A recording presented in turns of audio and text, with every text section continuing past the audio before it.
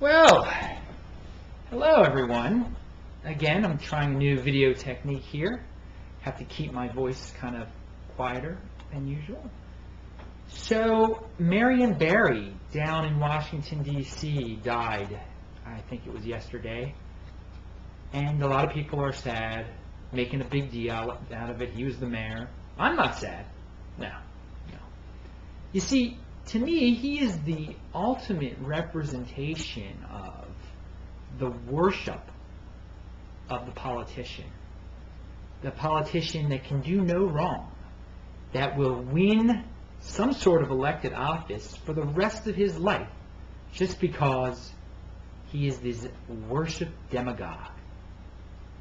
And now he's gone. So that's one less criminal on this planet. That's one less example of the disgraceful system that we currently live under, where so many of the people who live in mostly, so many voters are just have no idea what's going on, and they're just going to vote for the name that they know.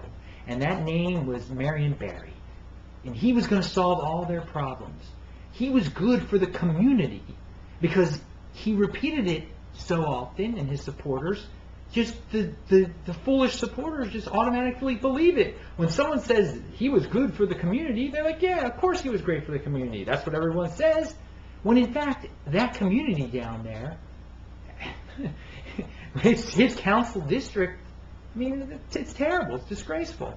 And I mean, that carries over into Baltimore, too. You hear Frank Conway Sr. saying, we love the community. We're good for the community. I've been a great clerk of the court. Well, under his watch, what the heck's happened to the jury system? It's a mess. What's happened to the neighborhoods in Baltimore under when he's such a high up position, supposedly? But he's great for the community. Anyway, speaking of blind worship of the name, how about Senator Larry Young, former Senator Larry Young? He has his own radio show, and he got kicked out of the Maryland State Senate because he was a criminal. All of them are most of them are criminals, politicians. They're complete liars, sociopaths. They'll lie straight to your face. We've done great things in the community. Meanwhile, the whole community is falling apart.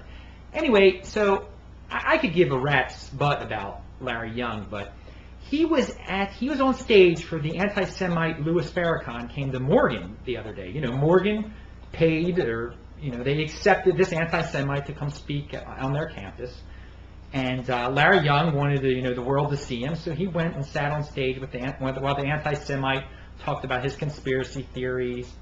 But one of the funny things that the anti-Semite Louis Farrakhan, the pig anti-Semite Louis Farrakhan, spoke about, and you can look up this anti-Semitic animals videos on YouTube.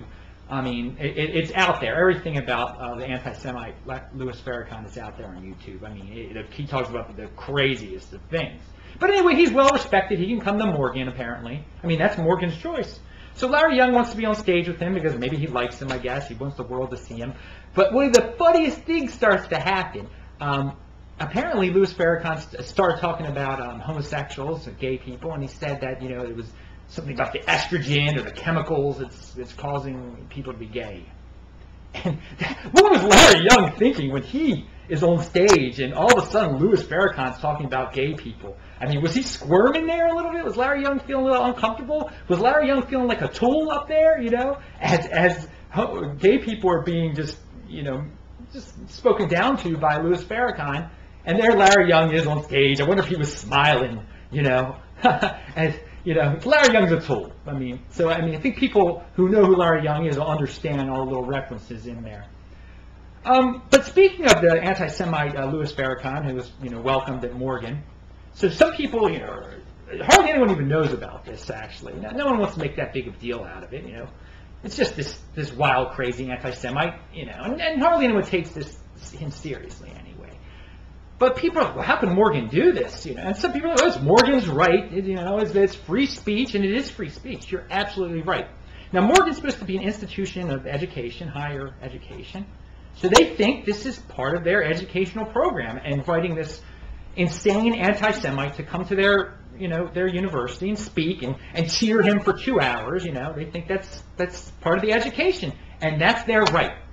So guess what? If you don't like it, if you think that's wrong, and I think that was wrong for Morgan to do, I don't think they should have given this guy, because there are consequences. I mean, they can do what they want to do, but here are the consequences. If you think, obviously they don't have very high standards of education, so the degrees they give out are clearly worthless, completely worthless, if they think that's education, having that animal speak to them, for 2 hours and they cheer him, so their degrees are worthless. So don't hire anyone from Morgan. I won't hire anyone from Morgan. No, why? Why should I? They like anti-Semites. They enjoy having a rabid anti-Semite speak at their function. And did they give him money? I don't know. Did they give state money? Who cares about that part? Obviously, the Morgan degree is worthless.